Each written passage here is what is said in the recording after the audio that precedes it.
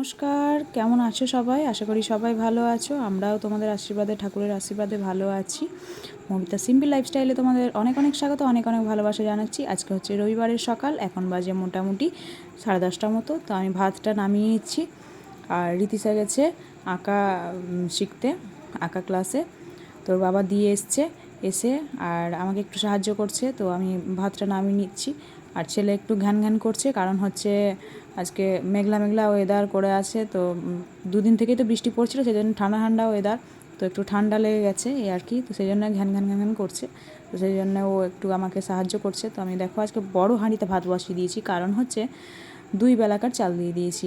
অনেক দিন পর আজকে মানে 2 বেলাকার চাল দিয়েছি, তো সেই জন্য বড় হাঁড়ি ব্যবহার করেছি দেখো। আর এটা একটু তুলতে অসুবিধা হচ্ছিল, তো আমি আর কতবার কাকে ডাকবো, সেই জন্য আমি নিজেই করলাম। আমাকে বারণ করে যদিও, বলে যে না এখনই সেলাই টেলাই ফেটে যাবে।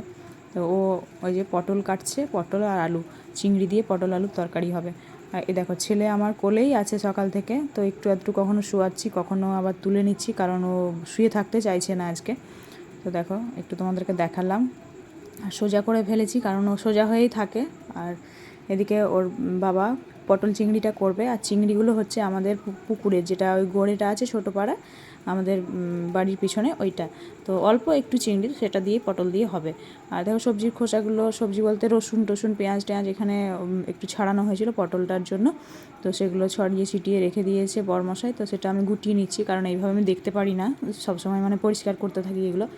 তো আমি প্লাস্টিকে ভরে নিচ্ছি, আরও করতে হবে। তো সেগুলো পরে হচ্ছে এগুলো গুটিয়ে আগে প্যাকেটে ভরে রাখি, তারপর তখন করব। এইভাবে অগোছালো হয়ে থাকলে পায়ে পায়ে এগুলো মানে চোকাগুলো লেগে বারান্দাতেও চলে যাচ্ছে, সেই কারণে আমি গুছিয়ে রাখলাম।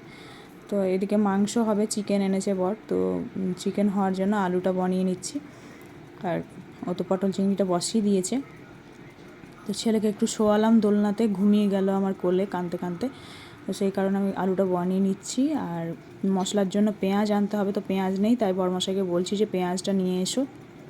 আর দেখো এখানেও আলুর চোকা, তারপর আবার এটা ওটা চোকাগুলো পড়ে আছে। তাই দেখো দোলনাতে শুয়ে দিয়েছি, দোলনাতে শুয়েছি তো একটু থাকবে। আর বিছানাতে যদি দিচ্ছি তাহলে মানে বলতে পারো উঠেই যাচ্ছে 2-4 মিনিটে। আলুগুলো বানানো হয়ে গেছে। আর দোলনাটাতে ওর অভ্যাস হয়ে গেছে, যেহেতু দোলনা ছাড়া থাকতেই চায় না এখন আর। তো আলুগুলো ধুয়ে নেব। আর এটা এই দেখো পটল চিংড়িটা কি সুন্দর সেন্ট বেরোলো যখন ঢাকনাটা তুললাম, জানো বন্ধুরা। তো দেখো কালারটাও বেশ সুন্দর এসছে। আর অবশ্যই আমার থেকে আমার বরের হাতের রান্না খুব সুন্দর হয়, মানে যা শিখেছি বাবা আর বরের কাছ থেকে শিখেছি, ওরা খুব সুন্দর রান্না পারে, জানো তো। আর এদিকে হচ্ছে ঠাকুমা এই যে বাথরুমে স্নান করছে, তার আগে এই যে কাপড় চোপড়গুলো কেচে দিয়েছে ছেলের, সব ন্যাকড়া ট্যাকড়া। আর ওটা সার্ফের জল, ওটা শুঁয়াপোকা মারার জন্য, জানো।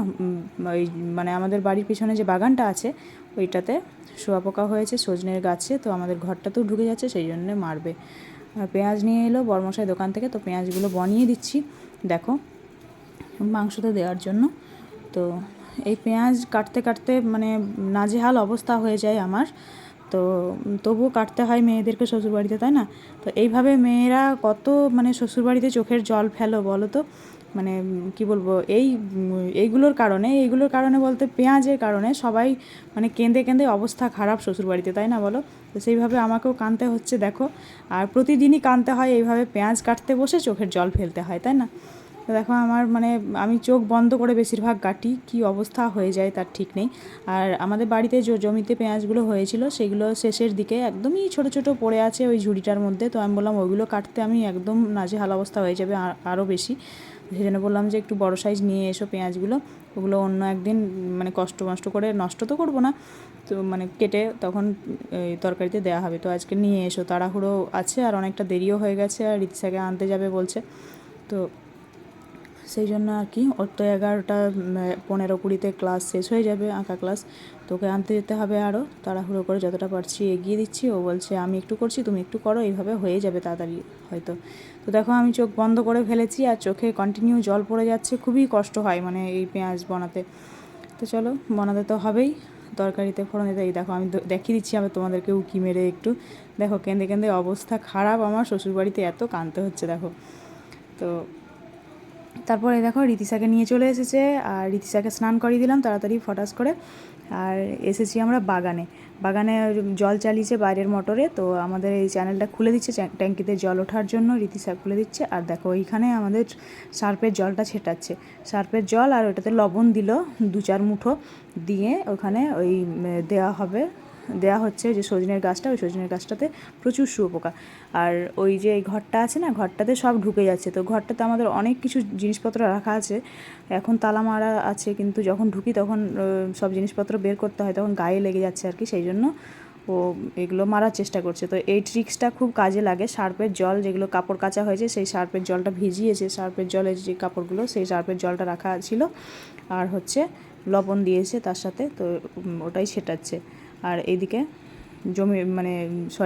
জমি বলছি, আমাদের পুকুরটাতে জল হয়ে গেছে, বর্ষার জল অনেকটা, আর মাছও আছে অনেক কয়টা।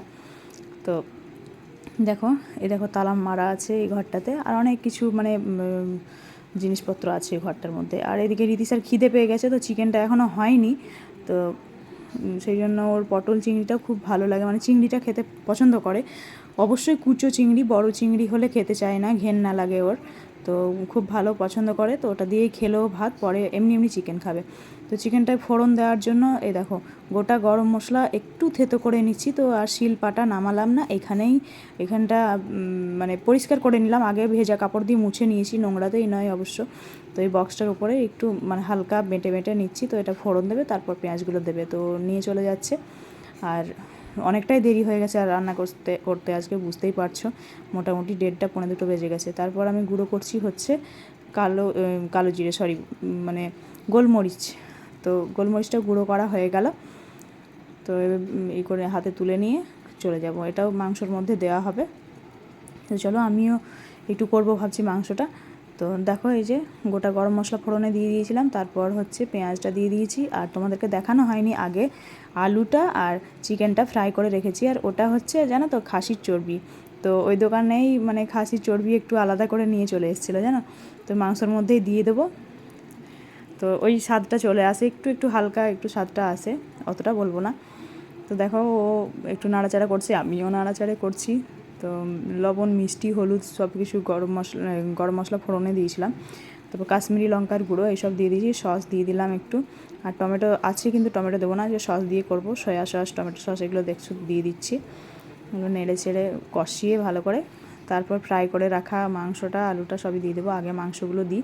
তো এই দেখো মাংসগুলো দিয়ে দিচ্ছি, আর আমি মাংসটাতে লবণ অ্যাড করেছিলাম, কিন্তু হচ্ছে হলুদ দিইনি, তো সেই জন্য আর কি সাদা একটু মুচমুচে করে বেশ ভেজেছি। এইভাবে করলে আর কি খেতে পছন্দ করে জানো তো, আর অনেক দিন থেকে এইভাবে করাও হয়নি, তো সেই কারণে এক একজনের এক এক রকম পছন্দ। আমার শ্বশুরমশাই আবার এমনি করে পছন্দ করে না, সেই জন্যে একবারেই করতে হয়, কষিয়ে নিতে হয়, আর এটা আগে ফ্রাই করে রাখলে আর কি মুচমুচে টাইপের হয়। তো আজকে শ্বশুরমশাই নেই, শ্বশুরমশাই গেছে আমার জায়ের বাড়ি, আজকে ওখানে খাওয়া দাওয়া করে আসবে, তো সেই কারণে তো আমি জলটা দিয়ে দিলাম কষানোর পরে। এবার ঢাকা দিয়ে দেবো হালকা, তাহলেই হয়ে যাবে রেডি। তো তোমরা দেখে নাও চিকেনটা এখনই কালার, এই দেখো বসিয়ে দিলাম, এবার ঢাকা চাপিয়ে দেবো। আর এটা চর্বিটা ভাজিনি আগে, কারণ গলে যেত, তো সেই জন্য পরে আর কি দিয়ে দিলাম, ওটা মিক্স হয়ে যাবে একদম, তো সুন্দর সেন্টটা আসে। ঢাকা দিয়ে দিচ্ছে ও। আর এইবারে যাচ্ছি আমি হচ্ছে এদিকে রান্নাটা বসানো আছে মাংসটা, আর এদিকে আমি মাটির ওপরে যাচ্ছি, দেখো ভেজা কাপড়গুলো আছে, আর বৃষ্টি পড়ছে ঝিরঝির করে, তো সেই কারণে, আর ওপরে দেখো অন্ধকার হয়ে আছে, কারণ মেঘের অবস্থা একটু ঘোর মতো করে আছে, তো সেই জন্য আর কি অন্ধকার উপরটাও আছে। তো আর লাইট ফাইট জ্বালানো হয় না, লাইট ফাইট দেওয়াও হয় না এখানটাতে, বেশি তো ওঠা হয় না, কাপড় চোপড় মেলতেই ওঠা হয়, কিন্তু ব্যবহার তো সেরকম হয় না মাটির ঘরটা, সেই জন্য আর কি। তো এখানে ভেজা কাপড়গুলো অর্ধেকটা শুকনো হয়েছে, অর্ধেক ভেজা আছে, সেগুলো মেলে দিচ্ছি আমি। আর দেখো তারপর আমাদের খাওয়া দাওয়া করে চলে এসেছি হচ্ছে বিছানায়, আর বাবু কেমন দেখো আমার পেটের ওপরে শুয়ে আছে, বুকের ওপরে, এইভাবে শুলে ও কিছুক্ষণ ঘুমিয়ে থাকবে, আর তাছাড়া দোলনা খুঁজে বেড়াবে, তো বাইরে এখন কে যাবে, তো সেই জন্য আর কি ও বুকের ওপরেই শুলো। আর এখন হচ্ছে সন্ধেবেলাতে চা করতে এসে গেছি, আর বরমশাই বললো চা খাবে না, তো ঠাকুমা আর বাবার চা করছি। তো আজকের ভিডিও কেমন লাগলো তোমরা অবশ্যই জানাবে কমেন্টে, আর ভালো লাগলে একটা তো লাইক করাই যায়, তাই না বলো? তো অবশ্যই সবাই লাইক করবে, আর যারা নতুন আছে চ্যানেলে তারা অবশ্যই সাবস্ক্রাইব করে রেখো বন্ধুরা, চ্যানেলটাকে সাবস্ক্রাইব করে সবাই পাশে থেকো, আর বেল আইকনটি অন করে দিও, তাহলে আমার নোটিফিকেশানগুলো তোমাদের কাছে সবার আগে পৌঁছে যাবে। তো সবাই ভালো থেকো, সুস্থ থেকো, সবাই সবার নিজের খেয়াল রেখো। টাটা।